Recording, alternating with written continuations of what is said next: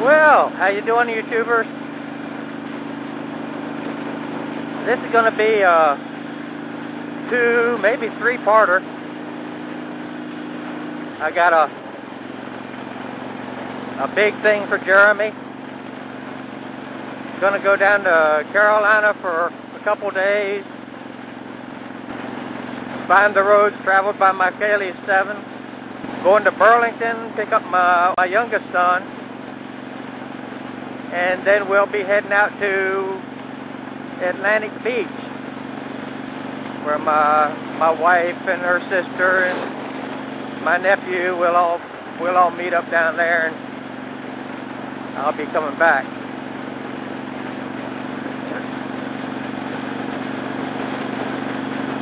Anyway, to my far right is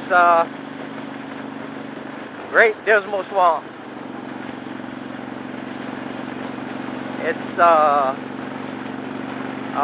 it's over 100,000 acres of swampland, and in the center of it is one of the only two natural lakes in Virginia.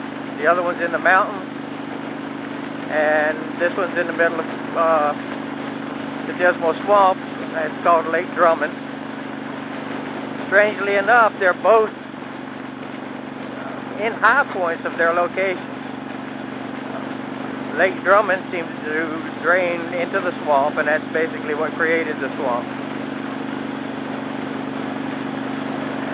So experts believe that at one point the Great Dismal Swamp was part of a chain of swamps that went all the way down to the Okefenokee Swamp in Georgia, and possibly to the Everglades. It's a beautiful day today.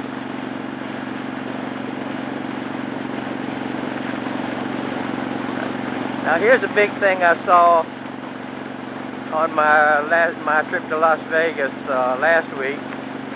I don't know if it qualifies for Jeremy's list, but because I didn't ride there on a motorcycle. It's a large typewriter eraser with brush.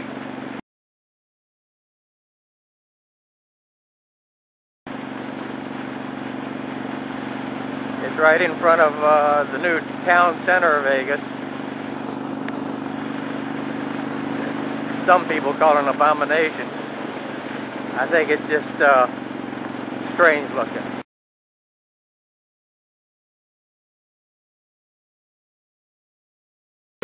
Doesn't look like much of a swamp over there, does it?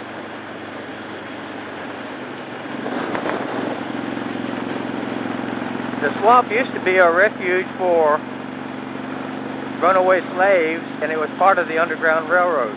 In fact, story has it that descendants of the slaves lived there in 1920. I don't know how true that is. Now it's starting to look like a swamp over there.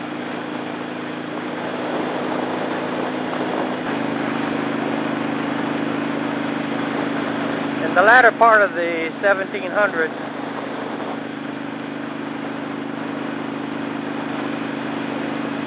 George Washington created a group that was responsible for surveying it, and he proposed draining the swamp and using it for farmland. And what he proposed was creating a canal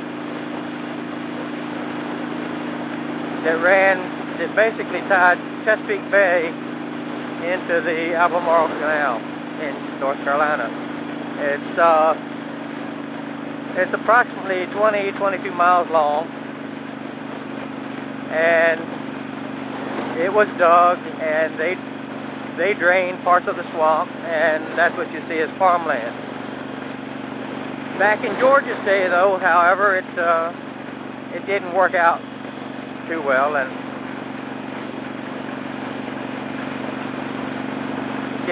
didn't make a lot of money out of it.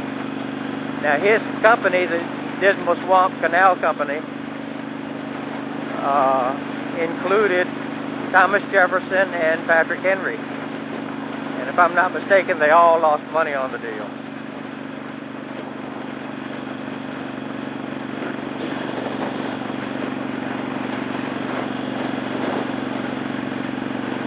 The canal is right directly to my right on the other side of that road there. You can't really see much.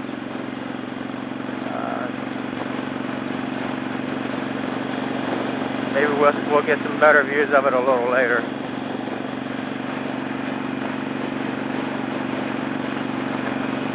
But the various farmers in the area contributed slaves and other farm workers to create the canal, and for a long time it served its purpose, and because there was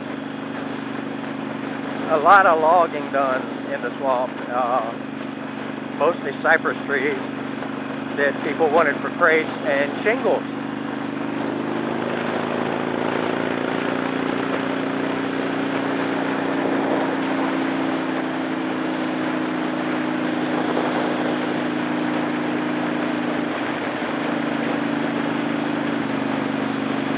The canal is right on the other side of that hedgerow. The original Route 17 in a lot of places followed the path that they used when the mules would pull the flatboats up and down the canal between Elizabeth City and Norfolk.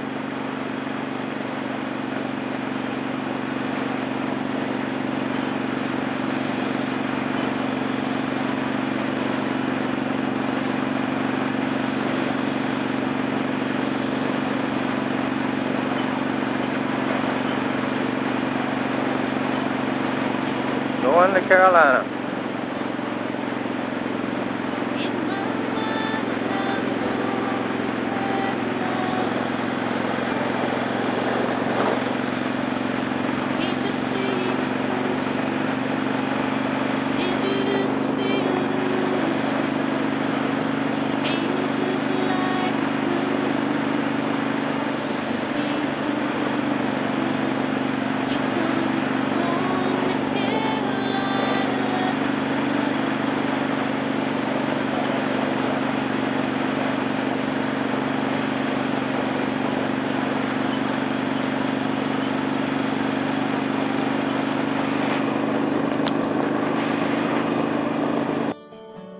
In my